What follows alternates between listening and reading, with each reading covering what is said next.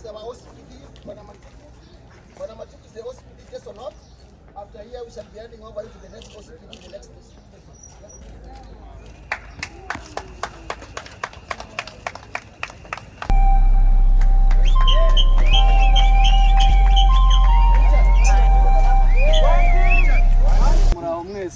Muri hano umulamuzi gutera igiti bita girayo mahoro.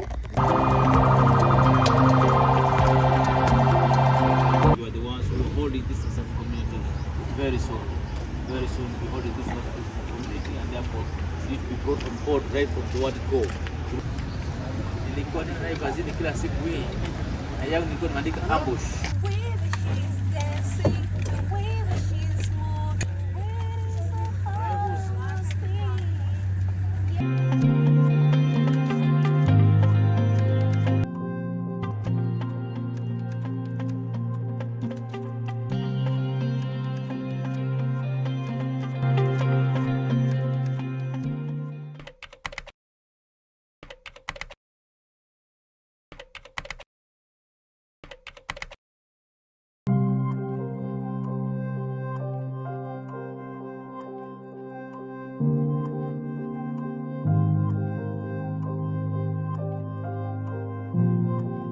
So much Bwana Director and habari zenyu. Asante. Nimekuja naitwa Central. Tuna hapa Menengai High School. Bali. Nakuru East County. Tunashukuru sana mwalimu kwa pamoja.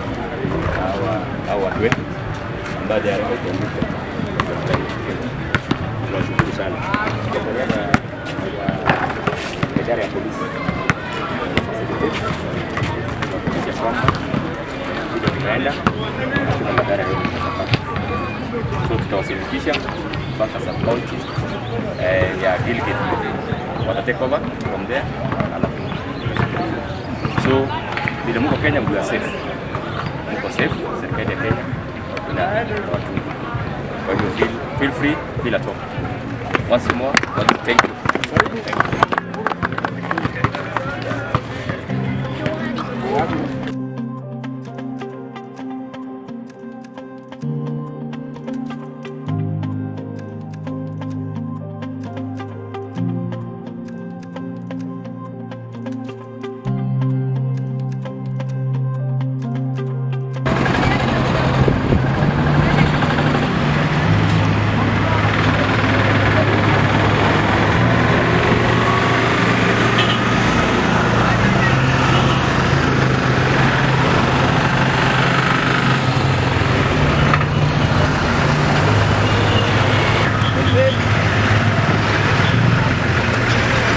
Nenda juu.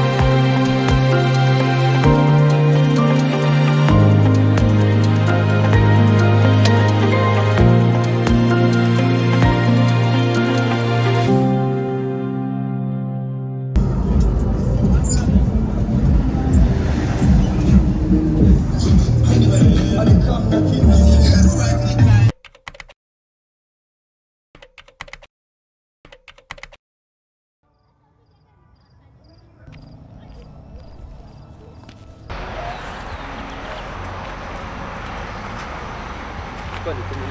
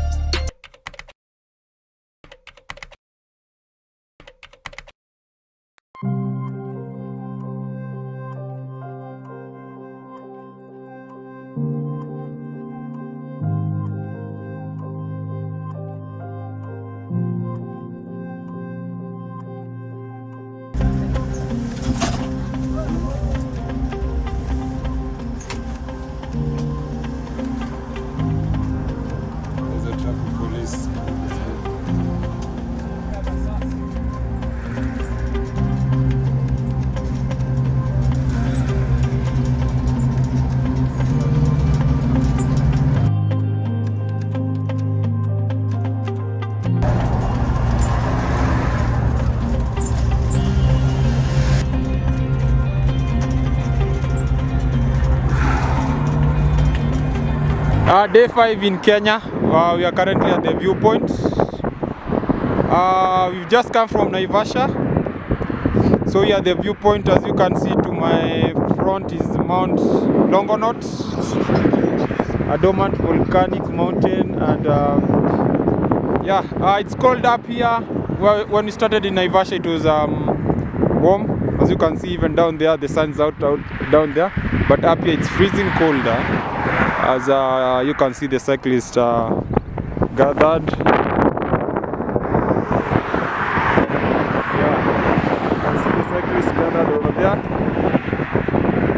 awaiting the service car.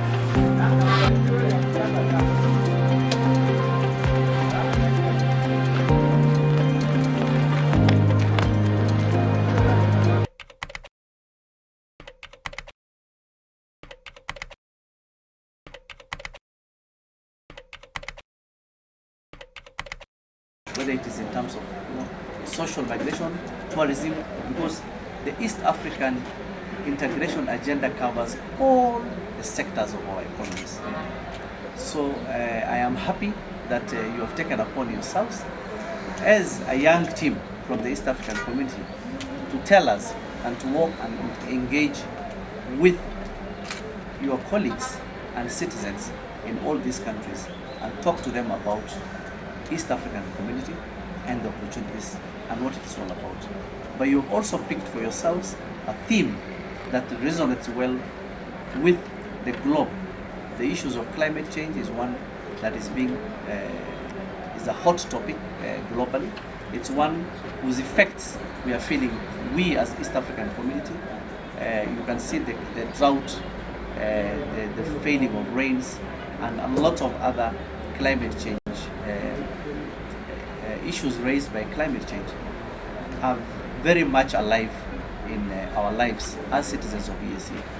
As the Republic of Kenya, of course, our head of state, His Excellency the President, holds those issues very dearly, and you can, I'm sure you follow issues that he's executing, not just within the Republic of Kenya and in the East African Community region and in Africa, but within the global platforms that he gets opportunities to. So we are very happy that you are talking to the people, not just about EAC, but the effects of climate change. You are encouraging people to plant trees.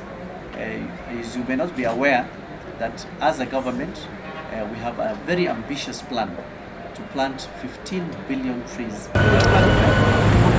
Yes, we can talk.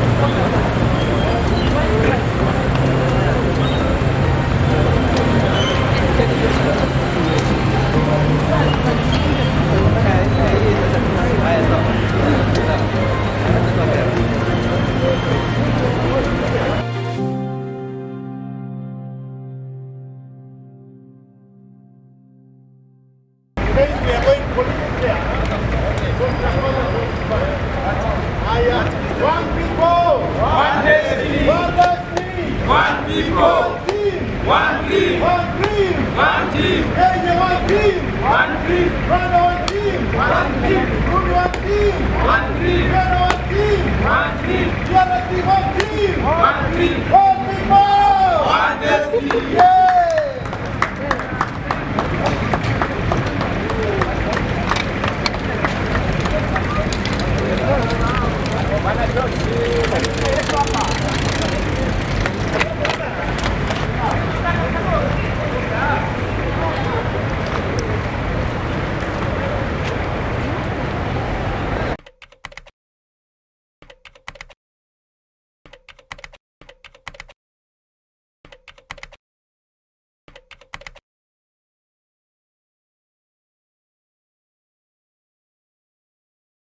Um, 2016 is when we started with a group of few cyclists. You know, we are adventurous.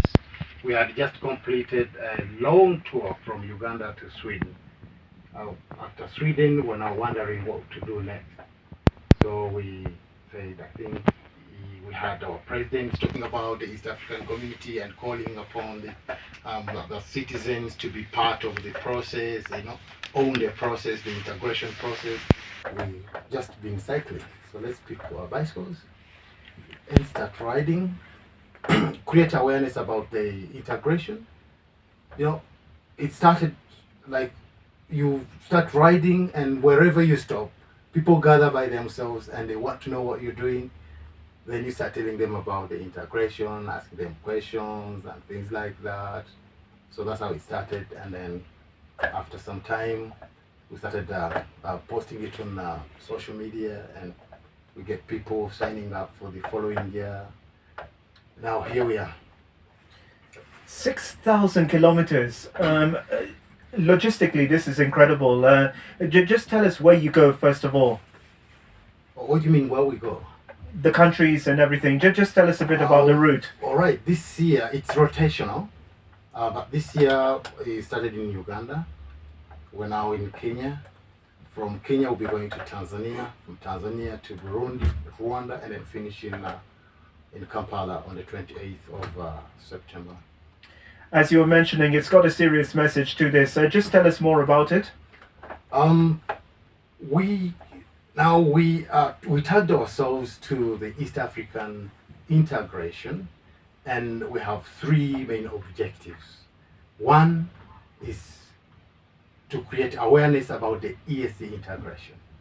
So as we ride, we are sharing the message. We fly the flags, sharing all that message. Then the second one, we are promoting bicycle tourism in the region. We have a dream that East Africa should be the world's #1 bicycle tourism destination. So as we ride, we are creating routes, because every year we start from different countries and we have different routes. So we are creating routes. These routes are shared on internet and everywhere. So anyone out there can choose to come tour Africa and see what East Africa looks like. They may choose to use our routes, or they may choose to do their own route. But the point here is East Africa is readable. It is very safe. Anyone can ride through it. And there is a lot to see. There is a lot to learn and all that. So the third one is the climate change. Yeah, we're creating awareness about climate change, and we have activities that come along that. So on a daily basis, this year, every 200 kilometers, each cyclist is planting 10 trees. But we're also exploring the effects of climate change on food security.